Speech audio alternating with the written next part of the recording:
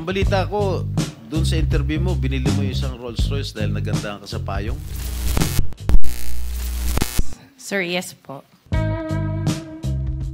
Ang social climbing, lugar na para sa ilan, ang pinakamabilis na paraan ay ang pagtapak sa iba. Bakit nga ba nanggagamit ang mga tao?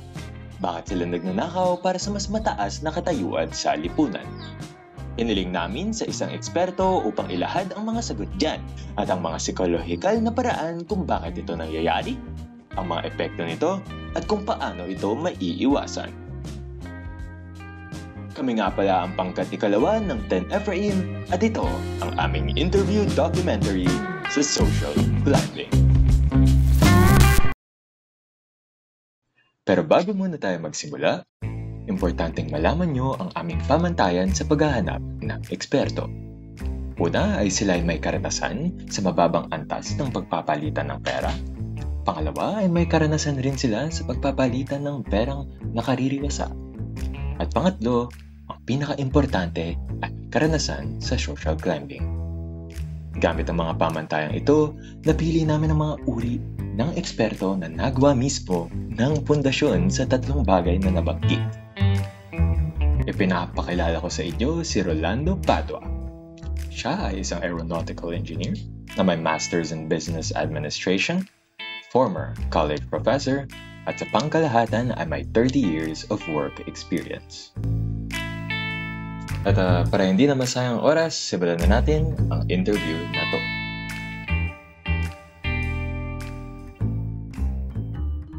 Okay, no? So, magandang umaga po. Bago po muna tayo magsimula, i-introduce ko muna ang aking sarili bilang si Erlan Padua ng ikalawang pangkat ng 10 Ephraim. At kayo naman po, at maaari rin bang malaman ang inyong credentials na nauukol sa social climbing? Ako nga pala si Rolly Manabat.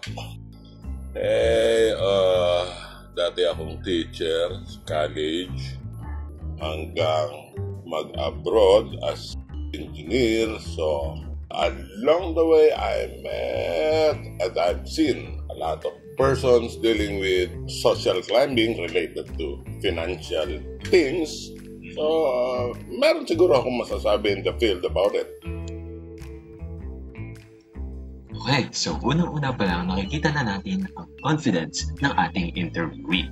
Kaya magpatuloy na agad tayo sa unang tanong at ang kategorya kung bakit nga ba nagsa-social climb ang mga tao. Okay, so para sa unang tanong natin, bilang eksperto, ano sa palagay mo ang pangunahing dahilan kung bakit nagsa-social climbing ang mga tao? Inggit, ginagamit nilang reference ang ibang tao to measure success. So, ang nangyayari ay pinipilit nila kahit hindi nila kaya yung life status ng iba, ayun, resulting to social climbing. Okay, so para sa iyo, yun ang pangunahing faktor ng social climbing. Sa tingin mo ba bilang eksperto sa mga pinansyal ay may connection rin ba ang pera dito sa social climbing? Yes, definitely. Kasi you'll have to back up yung financials, yung life status mo with something na makikita ng mga tao, like yung gamit, personal things na nasa katawan mo, or kaya yung mga binibili mo like cars, property, kahit hindi mo naman kaya.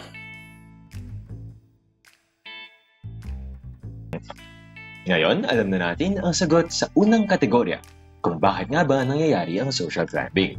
Susunod naman ang mga dulot nito. Malalaman natin kung meron nga bang magandang dulot ang social climbing sa lipunan. Okay, so dahil alam na natin ang pangunahing dahilan ng social climbing, ano nga ba ang mga naidudulot nito? Mauna tayo sa mga masasama. Pinakapangkaraniwang financial consequences is yung nababaon sila sa utang, hindi na nila makaya. Yung iba nakukulong. Yung iba, dahil nakasuhan ng stapa, yun namang iba hindi nakukulong, maraming galit sa kanila kasi nga hindi nagkaroon ng ways para makasuhan sila kasi nga sa atin walang nakukulong daw sa utang. So, para sa'yo ba, bilang napakalaking negatibo ng pangungutang, syempre, meron bang positibo na naidudulot ang Wala akong nakita ng positibong effect. Kasi just trying to be what you are, that's it. Hindi mo na kailangang mag-pretend doon sa status ng buhay na hindi mo naman kaya pipilitin mong abutin. Wow, so, ayun ako, connected rin yung sagot na yan sa ating pagpawakas. So, dahil alam na natin ang mga kategorya kung bakit nangyayari ang social climbing at kung ano ang mga dulot nito, tayo ay magwawakas sa pagpapayo. So, sa pagwawakas, anong isang financial advice ang mabibigay mo sa mga kabataan na nagsisimula pa lamang sa kanilang career at gustong iwasan ang mga panganib sa social climbing? Just have fun, enjoy life. Kung ano yung meron ka, be content with it, and learn to be happy with what you have. Hindi dapat gamitin reference ang ibang tao to measure your success. And most of all, kilalanin mo yung sarili mo. That's it. Hindi mo kailangan tumingin sa iba to measure the level of your success. Ang sukat lang ay yung sa sarili mo. Hey, am I happy with what I'm doing? That's it.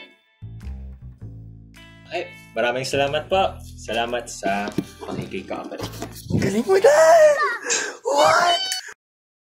At ayan na ang pagtatapos ng interview na ito.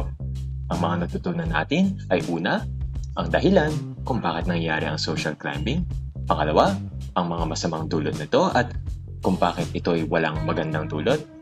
At pangatlo, ang ibang tao ay hindi sukatan ng iyong halaga. Maraming salamat sa pakikinig. Kami nga po pala ulit ang pangkat ikalawa at gaya ng sinabi ng presidente nating si Bongbong Marcos. Kaya sa mga nakikipagsabwatan upang kunin ang pondo ng bayan at nakawin ang kinabukasan ng ating mga mamamayan, mahiya naman kayo sa inyong kapwa Pilipino.